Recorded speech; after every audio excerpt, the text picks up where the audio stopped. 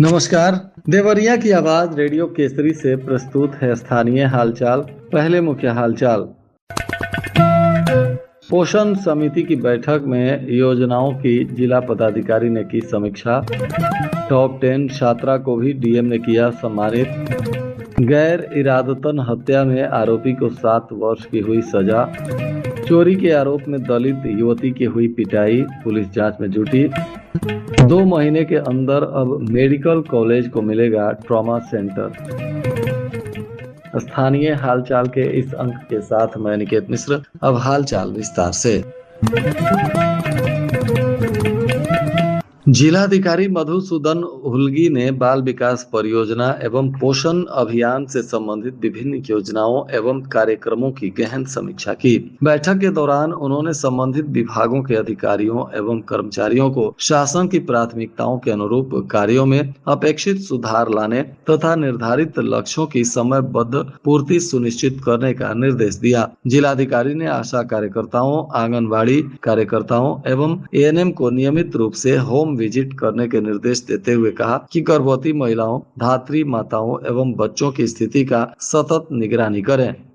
उत्तर प्रदेश माध्यमिक शिक्षा परिषद की इंटरमीडिएट परीक्षा में जनपद का नाम रोशन करने वाली छात्रा आराधना कुमारी को जिलाधिकारी मधुसूदन हुल्गी ने कलेक्टेरिएट के सभागार में सम्मानित किया।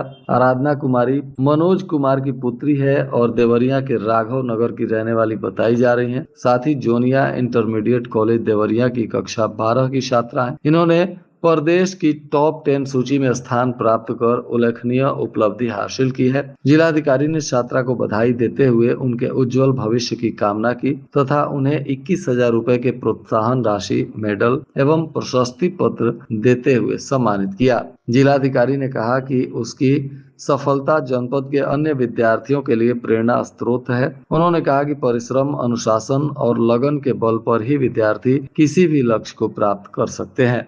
इधर ऑपरेशन कन्विक्शन के तहत जनपद के पुलिस की प्रभावी पैरवी के आधार पर न्यायालय ने एक गैर इरादतन हत्या के आरोपी को 7 वर्ष सश्रम कारावास की सजा सुनाई है। साथ ही 7,000 रुपए के अर्थदंड से भी दंडित किया है। बताया जा रहा है कि यह आरोपी आर्म्स एक्ट से संबंधित मामले में भी आरोपी है। जिसको सजा हुई है उसकी पहचान बैजनाथ पासवान पुत्र सागर पासवान, साकिन सूरजपुर पासी टोला, थाना रुद्रपुर, जनपद देवरिया के रूप में की गई है। जिला शासकीय अधिवक्ता राजेश कुमार मिश्रा और मॉनिटरिंग सेल के प्रभारी दुर्गेश कुमार सिंह तथा विवेचक हरेंद्र कुमार मिश्रा और कोर्ट मुहर्रिर संतोष कुमार तथा छोटे लाल यादव और पैरोकार आलोक कुमार का इस मामले में सराहनीय योगदान रहा। जनपद में एक सनसनीखेज मामला भी सामने आया। बताया जा रहा है कि तरकुलवा थाना क्षेत्र के मिसरौली गांव में चोरी के आरोप में एक दलित किशोरी को पेड़ से बांधकर उसकी पिटाई की गई। घटना का वीडियो जब सोशल मीडिया पर वायरल हो गया तो पुलिस हरकत में आई। आरोपी के खिलाफ मुकदमा दर्ज कर उसे गिरफ्तार किया गया। हालांकि वायरल वीडियो की सत्यता की पुष्टि तो हम नहीं करते, परंतु बताया जा रहा है कि मिसरौली गांव के रहने वाले राम ईश्वर के बेटे हरिकेश गुप्ता किराने की दुकान चलाते हैं। आरोप है कि उनके गांव की एक दलित किशोरी पर दुकान से चोरी करने का आरोप लगा। इसको लेकर किशोरी को पहले बाल पकड़कर उसकी पिटाई की गई। इसके बाद पूरे गांव में घुमाया गया। उसके बाद भी मन नहीं भरा तो उसे दरवाजे पर स्थित नीम के पेड़ में बांध दिया गया और उसकी पिटाई की गई। इसी बीच किसी ने इसका वीडियो बनाकर वायरल कर दिया और इस मामले में पुलिस ने संज्ञान लिया और आरोपी को गिरफ्तार किया गया है तथा आगे की जांच पड़ताल की जा रही है। महर्षि देवराहा बाबा मेडिकल कॉलेज में निर्माणाधीन ट्रॉमा सेंटर कार्य अंतिम चरण में है। यह 2 महीने के अंदर पूरा हो जाएगा। इसके बाद इसे चालू किया जाएगा। बताया जा रहा है कि अत्याधुनिक सुविधाओं से लैस यह ट्रॉमा सेंटर बहुत सारे मरीजों की सहायता करेगा। इसके शुरू होने से दुर्घटना और अन्य गंभीर मरीजों को इलाज की बेहतर सुविधा मिल सकेगी। वहीं बर्न और विषाक्त पदार्थ से पीड़ित मरीजों के इलाज में भी सुविधा मिलेगी। मरीजों को रेफर नहीं करना पड़ेगा। साथ ही समय से उपचार मिलने से जान भी बचाई जा सकेगी। इसके शुरू होने से मरीजों और तीमारदारों को सहूलियत मिलेगी। मेडिकल कॉलेज में ट्रॉमा सुविधाओं की कमी है। इमरजेंसी में बेड कम होने और पर्याप्त इलाज की सुविधा नहीं मिलने के चलते बहुत सारे मरीजों को रेफर करना पड़ता है। इसको देखते हुए शासन द्वारा वर्ष 2023 में L1 कैटेगरी के 24.68 करोड़ की लागत से 70 बेड के ट्रॉमा सेंटर की स्वीकृति दी गई है और इसका कार्य चल रहा है। 2 महीनों के अंदर यह ट्रॉमा सेंटर जनता को सुपुर्द किया जा सकता है।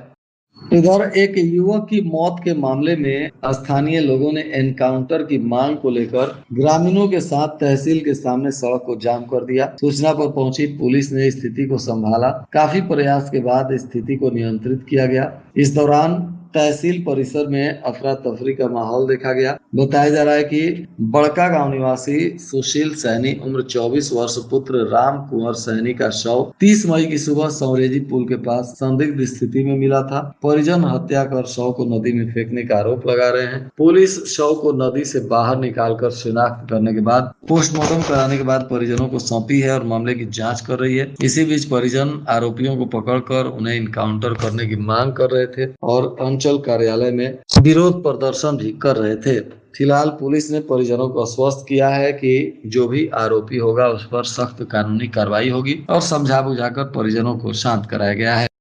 जिलाधिकारी मधुसूदन हुल्गी ने कलेक्टेरिएट के सभागार में बेसिक शिक्षा विभाग से संबंधित जिला टास्क फोर्स और शिक्षा समिति तथा प्रोजेक्ट अलंकार की समीक्षा बैठक की। इस दौरान उन्होंने शिक्षा व्यवस्था को और सुदृढ़ एवं गुणवत्तापूर्ण बनाने के लिए अधिकारियों को आवश्यक निर्देश दिया। इधर खामपार थाना क्षेत्र के करौदा गांव में सोमवार को खेत में एक मानव खोपड़ी मिली। कंकाल देखते ही ग्रामीणों में हड़कंप मच गया। मौके पर भारी संख्या में लोगों की भीड़ जुट गई। सुबह कुछ ग्रामीण खेत की ओर गए थे, तभी उनकी नजर खोपड़ी और नर कंकाल पर पड़ी थी। यह देखकर वे घबरा गए। पुलिस को सूचना दी गई। सूचना मिलते ही खामपार पुलिस मौके पर पहुंची और कंकाल को कब्जे में लेकर जांच कर रही है। थानाध्यक्ष प्रदीप अस्थाना ने बताया कि खेत से खोपड़ी का कंकाल बरामद हुआ है। इसकी जांच की जा रही है। कंकाल की पहचान कराने के प्रयास भी किए जा रहे हैं।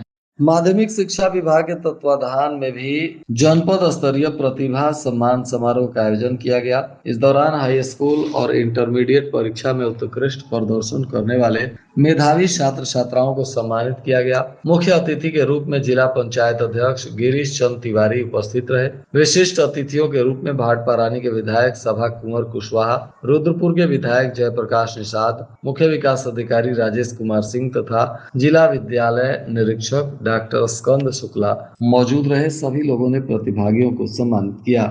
इधर भाटपा रानी थाना की पुलिस ने हत्या के प्रयास के मामले में फरार चल रहे 4 नामजद आरोपियों को गिरफ्तार किया है। इसमें पकड़े गए आरोपी दीपक गौड़ पुत्र हरेराम गौड़, जो धर्मखोर दुबे थाना खामपार जनपद देवरिया का निवासी है। दूसरा कमल अंसारी पुत्र रशीद अंसारी, यह भी इसी गांव का रहने वाला है। तीसरा नईम अंसारी पुत्र अजीज अंसारी, साकिन बड़का गांव थाना भाटपा रानी जनपद देवरिया का निवासी है। और आशिक अंसारी पुत्र इजराइल अंसारी, यह भी बड़का गांव थाना भाटपा रानी जनपद देवरिया का ही रहने वाला है। इन सभी आरोपियों को गिरफ्तार करने के बाद पुलिस अब इन पर नियमानुसार विधिक कार्रवाई कर रही है। देवरिया शहर के बेलटाड़ मोड़ स्थित अवतार नशा मुक्ति केंद्र में भर्ती 2 युवकों की संदिग्ध मौत के मामले में पुलिस ने बड़ी कार्रवाई की है। कोतवाली पुलिस ने केंद्र के संचालक पंकज कुमार मिश्रा को गिरफ्तार किया है। आरोपी को हिरासत में लेने के बाद न्यायालय में पेश किया गया। बताया जा रहा है कि 2 अलग अलग मौतों के बाद नशा मुक्ति केंद्र की कार्य प्रणाली और वहां मरीजों को दी जा रही सुविधाओं पर गंभीर सवाल खड़े हो गए। पुलिस अब केंद्र के संचालन को लेकर इलाज और देखरेख की व्यवस्था तक की भी जांच की है। पुलिस के मुताबिक दोनों मृतकों के परिजनों के तहरीर पर अलग अलग मुकदमे दर्ज किए गए। जांच के दौरान मिले साक्ष्यों के आधार पर केंद्र संचालक को गिरफ्तार किया गया। बताया जा रहा है कि इस नशा मुक्ति केंद्र में तिलई बेलवा निवासी 38 वर्षीय सुरेश यादव को 16 मई को नशे की लत छुड़ाने के लिए भर्ती कराया गया था। परिजनों का कहना है कि उनकी तबीयत सामान्य थी, लेकिन 21 मई की रात केंद्र प्रशासन ने फोन कर परिवार को बताया कि उनकी तबीयत अचानक बिगड़ गई है। सूचना मिलते ही परिजन केंद्र पहुंचे और उन्हें मेडिकल कॉलेज लेकर गए, जहां डॉक्टरों ने मृत घोषित कर दिया। इसकी जांच चल ही रही थी कि इसी मामले में भर्ती केंद्र में एक और युवक की मौत मौत का मामला सामने आया। मृतक राघव नगर निवासी रितेश राव को 11 मई को नशा मुक्ति केंद्र में भर्ती कराया गया था। परिजनों के अनुसार 25 मई को केंद्र से फोन आया कि उनकी तबीयत खराब हो गई है। परिजन अस्पताल पहुंचे और रितेश को जिला अस्पताल ले गए, लेकिन डॉक्टरों ने मृत घोषित कर दिया। रितेश एक मैरिज हॉल का संचालन करने अपने पिता के साथ काम करता था। लगातार 2 युवकों की मौत से परिजनों के साथ साथ प्रशासन की चिंता भी बढ़ गई। रितेश के परिवार ने भी केंद्र प्रबंधन पर सवाल उठाते हुए तहरीर दी, जिसके बाद पुलिस ने दूसरा मुकदमा भी दर्ज किया। अब दोनों मामलों में कार्रवाई की जा रही है। इधर सलेमपुर में देवरिया गोरखपुर मुख्य मार्ग पर एक पेड़ का आधा हिस्सा गिरने से सड़क का एक लेन बाधित हो गया, जिससे आवागमन में परेशानी हुई, खासकर बड़े वाहनों को निकलने में परेशानी हुई। हालांकि प्रशासन ने स्थिति को नियंत्रित किया और पेड़ को काटकर हटाया गया, जिसके बाद आवागमन शुरू हुआ।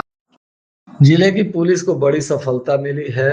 बताया जा रहा है कि वाहन लिफ्टर गिरोह के कई सदस्यों को पुलिस ने उठाया है और पूछताछ की जा रही है। माना जा रहा है कि 1 से 2 दिनों में पुलिस बड़ा खुलासा कर सकती है। हालांकि पुलिस के जिम्मेदार अभी भी कुछ कहने से परहेज कर रहे हैं। शहर में आए दिन हो रही वाहन चोरी की घटनाएं लोगों को परेशान कर रही है, जिसको लेकर पुलिस ने पुलिस अधीक्षक अभिजीत आर शंकर के निर्देश पर इन रैकेटों पर लगाम लगाने के लिए एसओजी और सदर कोतवाली पुलिस को जिम्मेदारी देते हुए एक बड़े गैंग के कुछ सदस्यों को पकड़ा है, जिनसे आवश्यक पूछताछ की जा रही है और इस मामले में कोई बड़ा खुलासा होने की संभावना भी दिखाई दे रही है। और आज के मौसम का तापमान देवरिया में न्यूनतम 27 डिग्री सेल्सियस और अधिकतम 40 डिग्री सेल्सियस रहने की संभावना है। अंत में मुख्य हालचाल एक बार फिर। पोषण समिति की बैठक में योजनाओं की जिला पदाधिकारी ने की समीक्षा। टॉप 10 छात्रा को भी डीएम ने किया सम्मानित। गैर इरादतन हत्या में आरोपी को 7 वर्ष की हुई सजा। चोरी के आरोप में दलित युवती की हुई पिटाई, पुलिस जांच में जुटी। 2 महीने के अंदर अब मेडिकल कॉलेज को मिलेगा ट्रॉमा सेंटर। इसके साथ ही रेडियो केसरी से प्रसारित स्थानीय हालचाल का यह अंक समाप्त हुआ। नमस्कार।